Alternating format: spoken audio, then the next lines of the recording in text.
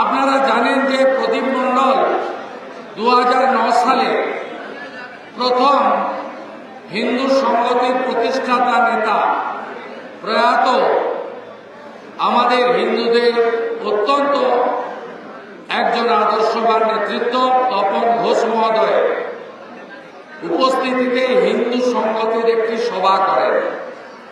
সেই দিন থেকে প্রদীপ মণ্ডলকে ওরা টার্গেট করেছিল শাহজাহানের বাহিনী, এবং তারপরেও 2017 সালে আক্রমণ হয়েছে।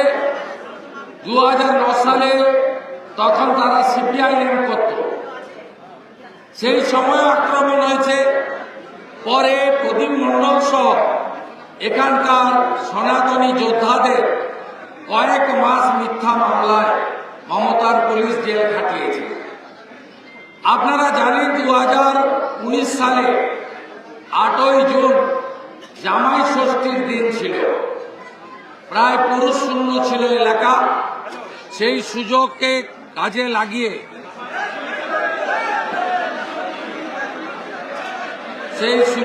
কাজে লাগিয়ে শাহজাহান বাহিনী কাদের মোল্লার নেতৃত্বে তারা এই নৃশংস খুন করে দেহ লুটপাট করেছিল। আমি সুকান্ত মণ্ডলের মায়ের চোখের জলকে সামনে রেখে আপনাদেরকে একটা কথা বলে দিয়ে যেতে চাই যে আমি এই কেসটা গত বছর টেক আপ করি শাহজাহান কাণ্ডের পরে। তখন আমি টেক আপ করে আগে আইনি সহযোগিতা বা আইনি পরামর্শ বা লয়ার এসব বিষয়ে আমার নোটিশে ছিল না। আমি গত বছর যখন এই কেসটা নেওয়ার পরে দেখা যায় মমতার পুলিশ চার্জশিট থেকে শাহজাহান মোল্লা কাদের মোল্লাদের নাম বাদ দিয়ে দেয় এবং তাদেরকে খুনের মামলা থেকে, অপহরণের মামলা থেকে মুক্তি দিয়ে দেয়। আমি পদ্মা মণ্ডলের সাহায্য নিয়ে, তাকে আইনি সাহায্য দিয়ে কলকাতা হাইকোর্টে আমাদের বড় ক্রিমিনাল লয়ারদের দাঁড় করিয়ে এই কেসটা রিওপেন করায় এবং একাধিক হিয়ারিং হওয়ার পরে মহামান্য বিচারপতি অর্ডার রিজার্ভ রেখেছেন। আগামী সোমবার হাইকোর্ট খুলছে গরমের ছুটির পরে। আমরা আশা করব যে বিচারের বাণী নিশ্চিতভাবে জাগ্রত হবে এবং আমরা শাহজাহান তো ভিতরে আছে, কাদের মোল্লা সহ সমস্ত খুনিদের শুধু ভেতরে করা নয়, যাতে ফাঁসি হয় তার আওয়াজ তুলব আমরা। কারণ যে নৃশংসভাবে প্রদীপ মণ্ডল, দেবদাস মণ্ডল এবং সুকান্ত মণ্ডলকে খুন করা হয়েছে, এটা মেনে নেওয়া যায় না। এটা সভ্য সমাজের কলঙ্ক। গণতান্ত্রিক স্বাধীন ভারতবর্ষে ডক্টর শ্যামাপ্রসাদ মুখার্জির বাংলায় এটা কখনো মেনে নেওয়া যায় না। তাই আশা করব এই লড়াইতে আপনারা আমার সাথে থাকবেন। এবং আমি যখন ঢুকছি তখন বক্তারা বলছিলেন, সম্ভবত কাসেম ভাই বক্তব্য রাখছিলেন, কিন্তু তারা বলছিলেন যে 26-এ ভারতীয় জনতা পার্টির সরকার হবে এবং এদের কঠোরতম শাস্তি হবে। আমি বলি তার আগেই এদের শাস্তি হবে। আর ভারতীয় জনতা পার্টি ক্ষমতায় আসার পরে এই ধরনের আরেকটিও ঘটনা যাতে না ঘটে সে ব্যবস্থা আমরা করব।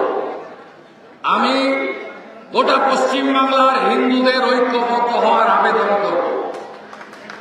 কারণ হিন্দুরা যদি এক না হন আপনারা বাঁচতে পারবেন না, বাঁচতে পারবেন না আপনারা।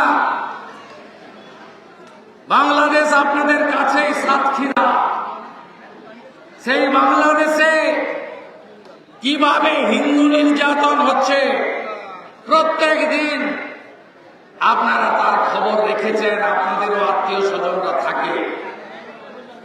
আপনারা দেখেছেন দুর্গাপূজা থেকে শুরু করে প্রত্যেকটা ধর্মীয় অনুষ্ঠানে কিভাবে পুলিশ এবং তৃণমূল কংগ্রেসের আশ্রিত জিহাদিরা আমাদের হিন্দুদের উপরে বাধা সৃষ্টি করে।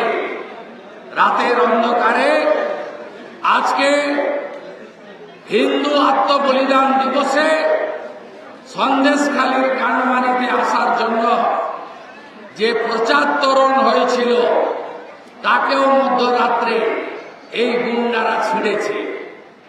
এদের পরিবর্তন হবে না, কারণ এদের মাথায় মমতা ব্যানার্জি খালার হাত আছে। খালা সবসময় এদেরকে প্রোটেকশন করে, তাই এরা বেপরোয়া। এই বেপরোয়াদের যদি জব্দ করতে হয়, শুকনা লঙ্কা জ্বালিয়ে সেই লঙ্কার ধোঁয়া যদি এদের নাকে ঢোকাতে হয়, তাহলে একমাত্র 26-এ বিজেপি সরকার তৈরি করতে হবে। হিন্দু যদি বাঁচতে চাও,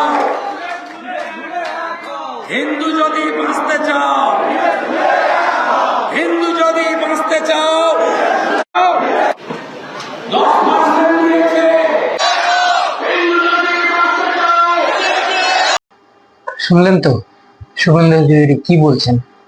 শুভেন্দু অধিকারী তিনি সন্দেশখালীতে গিয়ে বলে দিলেন যে আপনারা যদি বাঁচতে চান, তার মানে হিন্দুরা যদি বাঁচতে চান, তাহলে কি করতে হবে?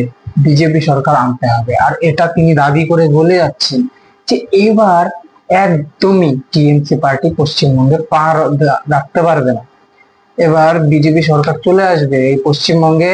শুভেন্দু অধিকারী বাবু তিনি দাবি করে বলছেন যে এবার পশ্চিমবঙ্গে বিজেপি সরকার আসবে, আসবেই, এটা তিনি দাবি করে বলছেন। তিনি তার অভিজ্ঞতায় তিনি এতটাই কনফিডেন্স লেভেল হাই হয়ে গিয়েছে যে তিনি নিজের দাপট দেখিয়ে বলতে পারছেন যে এবার পশ্চিমবঙ্গে বিজেপি সরকার আসবে। তো তিনি এটাও বলছেন যে হিন্দুরা যদি বাঁচতে চাও, তাহলে কিন্তু একটা সরকার আনতে হবে, যেটা হলো বিজেপি। আর এটা বলছে যে যেভাবে বাংলাদেশে হিন্দুদের নির্যাতন করা হচ্ছে, যেভাবে নির্যাতন করা হচ্ছে বাংলাদেশে হিন্দুদেরকে, তো আপনারা তো নিশ্চয়ই দেখেছেন। এরকম তো না আপনারা আদেখা হয়ে রয়েছেন, আপনারা দেখেননি, ওটা এড়িয়ে গিয়েছেন জিনিসটা, আপনারা নিশ্চয়ই দেখেছেন। তো এটা নিয়েও কিন্তু শুভেন্দু অধিকারী বললেন যে বাংলাদেশের মতো হাল যদি এই পশ্চিমবঙ্গে না হয়, তার জন্য 2026-এর বিধানসভা ভোটে কাদের বিজয় লাভ হতে হবে তিনি পথ দেখিয়ে যাচ্ছেন, রাস্তা দেখাচ্ছেন। তিনি আপনাদেরকে নির্দেশ দিচ্ছেন যে আপনাদের সঠিক পথে কিভাবে হাঁটতে হবে, কি করতে হবে, সেটা কিন্তু শুভেন্দু অধিকারী বলে দিচ্ছেন। তো এটা হলো পরিষ্কার যে শুভেন্দু অধিকারী তিনি বিজেপি সরকারের জন্য কতটা খাটছে দেখতেই পাচ্ছি, এটা দেখাই যাচ্ছে। তো আপনাদের এই শুভেন্দু অধিকারী বাবুর মতামতে কি মন্তব্য রয়েছে আপনারা কমেন্টসের মাধ্যমে জানান।